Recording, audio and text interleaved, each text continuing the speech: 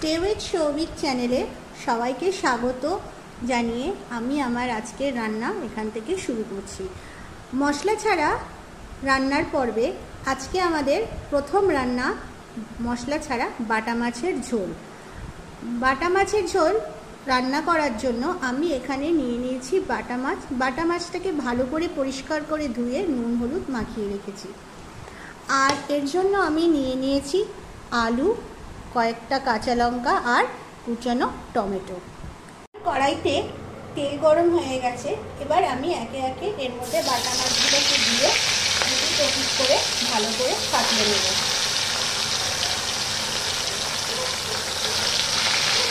তো বন্ধুরা, এখানে আমার মাছগুলো এপিট ওপিট করে ভালো করে সাতলানো একদম কমপ্লিট। এবার আমি চলে আসবো আমাদের মেন রান্নায়।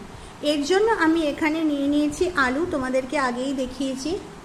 আর এখানে আমি যেহেতু বলেছি যে এখানে আমি কোনো রকম কিন্তু কোনো বাটা বা গুঁড়ো মশলা ব্যবহার করব না, মশলা ছাড়াই আজকে মাছের ঝোলটা বানাবো, তার জন্য আমি এখানে নিয়ে নিয়েছি কাঁচা লঙ্কা।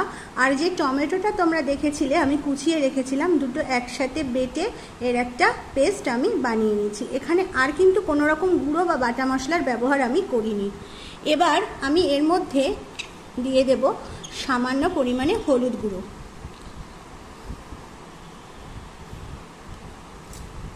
দিয়ে আমি এখন ভালো করে এটাকে একটু মিশিয়ে নেব।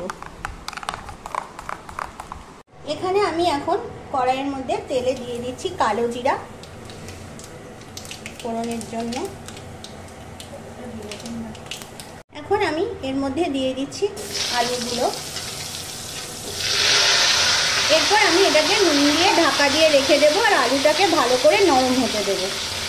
আমার এখানে আলুগুলো একদম নরম হয়ে গেছে। এবার আমি এর মধ্যে টমেটো আর কাঁচা লঙ্কার যে পেস্টটা বানিয়েছি সেটা এর মধ্যে দেবো আর কষিয়ে নেব। আমার এখানে টমেটো আর কাঁচা লঙ্কা একদম কষানো কমপ্লিট। টমেটোটা ঠিক ততক্ষণ কষাতে হবে যতক্ষণ আর কাঁচা গন্ধটা চলে যাচ্ছে। এখানে আমার টমেটোর কাঁচা গন্ধ চলে গেছে, মানে আমার কষানো কমপ্লিট। এবার আমি এর মধ্যে দিয়ে দেব পরিমাণ মতো জল। আমি এখানে পরিমাণ মতো জল দিয়ে দিয়েছি। ফুটে উঠলে আমি এর মধ্যে মাছগুলো দিয়ে দেব সামান্য পরিমাণে হলুদ আর সামান্য পরিমাণ মতো নুন। এবার আমি এর মধ্যে দিয়ে দিলাম নুন আর দিয়ে দিচ্ছি সামান্য পরিমাণে গুঁড়ো হলুদ। কেন কি আমি টমেটো আর কাঁচা লঙ্কার মধ্যে অলরেডি কিন্তু হলুদ মিশিয়েছিলাম, এই জন্য এখন কিন্তু হলুদটা আমাদের বুঝে দিতে হবে। আর এবার আমি একে একে মাছগুলো এর মধ্যে দিয়ে দেব।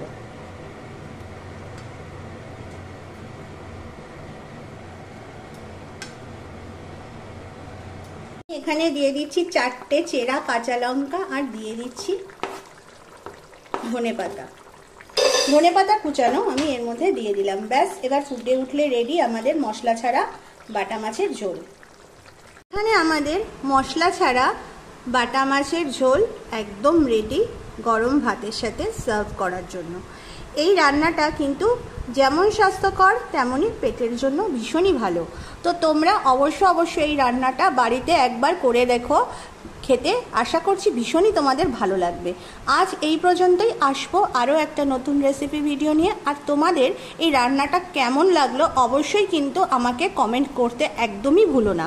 তো আজ এই পর্যন্তই, টাটা।